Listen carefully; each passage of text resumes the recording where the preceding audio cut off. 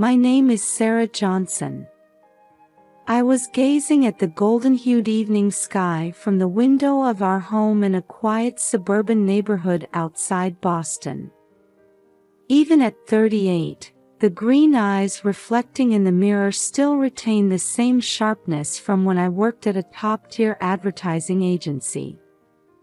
However, the light dwelling in those eyes has changed somewhat. It's now a complex glow, mixing love for my 8-year-old son Ethan and amazement at his peculiar ability. "Mom, I saw it again," Ethan's voice made me turn around. He was pointing out the window with a serious expression. I stood next to my son and followed his gaze. I couldn't see anything, but I never doubted Ethan's words. "What did you see, Ethan?" "Grandpa. He's smiling under the tree in the garden." I caught my breath. The grandpa Ethan referred to was my father, who passed away 3 years ago. Shortly after Ethan was born, we realized he had the ability to see things invisible to ordinary people. At first, I thought it was just a child's vivid imagination, but eventually, I had to acknowledge it was real. I became convinced Ethan's power was genuine when he was 4. One day, he suddenly said, "Grandma's coming." 10 minutes later, my mother showed up unannounced. Since then, Ethan's predictions have come true many times, becoming deeply rooted in our family's daily life. However, this special power can sometimes be a burden. Ethan occasionally says he sees deceased people, which can frighten him. I'm torn between wanting to protect my son and not wanting to suppress his ability. "It's all right, Ethan. Grandpa must be watching over us." As I gently embraced Ethan's shoulders, trying to reassure him, I heard the front door open, announcing my husband Michael's return. Michael. Just thinking his name brings a small pain to my chest. At 40, my husband is still an attractive and successful man. But lately, I've been feeling a subtle rift between us. "I'm home," Michael's voice echoed, but it lacked the warmth it once had. He had been using work as an excuse to avoid spending time with the family. He's been coming home late more often and going out frequently on weekends. "Welcome home, Michael," I replied, feigning calm, but anxiety was swirling inside me. Our relationship, once filled with love, has now become distant. When I try to talk about Ethan's ability, Michael becomes irritable and tries to change the subject. "Dad, welcome home." Ethan ran happily towards his father, but Michael's response was cold. He just lightly patted his son's head and immediately headed for his study. Watching his retreating back, I let out a deep sigh. This is our family's daily life now. Ethan's special ability, the rift with Michael, and my yearning for self-fulfillment as a full-time housewife. All these intertwine complexly, weighing heavily on my heart. However, I didn't yet know that an event that would greatly shake this peaceful daily life was about to occur. That day, I had been restless since morning. It was the day Michael was returning from a week-long business trip. Although our relationship had grown cold recently, I found myself looking forward to my husband's return. "Ethan, Dad's coming home. Let's go greet him together." Seeing my son's face brighten, I felt a bit guilty. Ethan respects and adores his father. But lately, Michael had been cold towards his son too. As we stepped out of the front door, Michael's car was just pulling into the garage. Ethan let out a small cheer and was about to dash off, but I gently held his shoulder. For some reason, anxiety was spreading in my chest. Michael got out of the car and walked towards us with a tired expression. His eyes lacked the warmth they once had. "Welcome home, Michael. I'm back." We exchanged curt greetings, and Michael moved to open the trunk. At that moment, Ethan suddenly cried out, "Dad, there's a lady in the trunk." I gasped. Michael's face turned pale at Ethan's words. His hands shook, and he dropped the keys. "What are you saying, Ethan?" Michael's voice was filled with anger I had never heard before. He walked towards Ethan and grabbed his arm tightly. "Don't joke around. Such nonsense. It hurts, Dad." Ethan's scream brought me back to my senses. "Michael, stop it." I quickly pulled Ethan away and held him close. Ethan was trembling, and the fear transmitted through his small body clenched my heart. "What are you doing? Scaring Ethan like that? What are you teaching him? Making a child tell such lies?" Michael's eyes were bloodshot, as if he were a different person. He roughly ran his fingers through his hair and strode towards the garage. "Michael, wait." Neither my voice nor Ethan's crying seemed to reach his ears. Michael entered the garage, opened the trunk, and began rummaging through it. "See? There's nothing here," he shouted triumphantly, but there was an unnatural excitement in his voice. I stood frozen, still holding Ethan. "Sarah, you need to teach this child to distinguish between reality and imagination." Such nonsense. Michael's words trailed off. His eyes fell on Ethan, trembling in my arms. For a moment, a look of regret seemed to cross his face. But it quickly returned to a hard expression. "I'm tired from work. Leave me alone for a while." With those words, Michael disappeared into the house. Ethan and I were left standing in the garage. "Mom, it's true. There was a lady." Ethan's small voice made my chest tighten. Because I believed in my son's mysterious power, this situation was terrifying. "I know, Ethan. I believe you."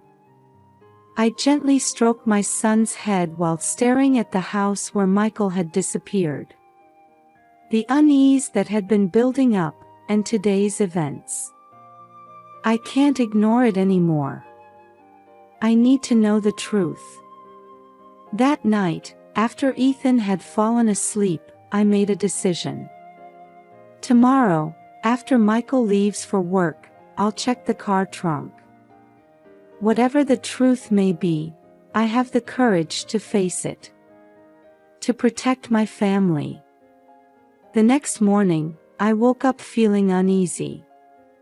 Michael had left for work early, and I had sent Ethan off to school. Left alone in the house, I sat at the kitchen table, recalling yesterday's events. "It's now," I told myself, slowly standing up. As I put my hand on the garage door, I hesitated for a moment, but remembering Ethan's sad face, I mustered my courage. Entering the garage, Michael's car stood quietly. I took a deep breath and approached the car. Taking the spare key in hand, I tried to unlock the trunk, noticing my hand was shaking. "Calm down, Sarah," I told myself, slowly opening the trunk. At first, it seemed empty. But as my eyes adjusted to the darkness, I thought I saw something move in the back. I gasped and cautiously reached out. Suddenly, something like fabric moved, and a woman's face appeared from underneath. "Help me." A weak voice was heard. I stepped back in surprise but quickly regained my composure. "Are you all right?" I called out as I helped the woman out. She was a young woman in her late 20s, with long blonde hair in disarray and a pale face. I supported her as I led her into the house and sat her on the living room sofa. "I'll get you some water," I said as I headed to the kitchen, but my mind was in turmoil. I couldn't tell if this was reality or if I was dreaming. When I returned with water, the woman seemed a bit calmer. "Thank you," she said, drinking the water in one gulp. "My name is Jessica," she began slowly. "I met your husband, Michael, 3 months ago." I gasped. "An affair?" It was one of the answers I had expected, but being confronted with the reality of it hurt my chest. However, Jessica's next words were far beyond my expectations. At first, it was a normal relationship. But then I realized he was involved in illegal transactions. Illegal transactions? I couldn't believe my ears. Jessica nodded. "His company appears to be conducting legitimate business on the surface, but behind the scenes, they're dealing in illegal drugs. I found out about it and..." Her voice trembled. "He started threatening me. And yesterday, when he found out I was going to report to the police." I was at a loss for words. The fact that Michael was having an affair was shocking, but even more so was the fact that he was involved in illegal activities. "But why in the trunk?" I managed to squeeze out. "He was trying to silence me. But maybe he was afraid to kill me, so it seems he was planning to take me somewhere far away and abandon me."